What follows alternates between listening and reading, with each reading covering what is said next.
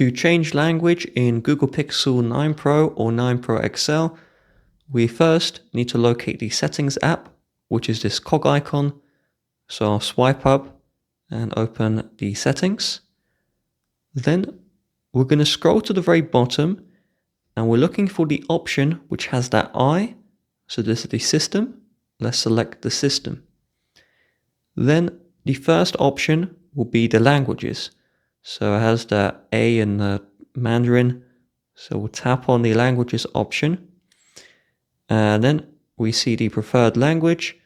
The first option here is the system language. So let's select this one. Then tap the plus to add a new language. Then choose the language you want to add. And then where these arrows are, drag and drop the new language to the top. Then tap the change. And now that will change the language. And so in the future, we can reverse that if we want.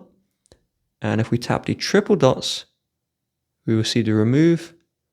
And then you can choose a language you want to remove. And we can remove that one like that.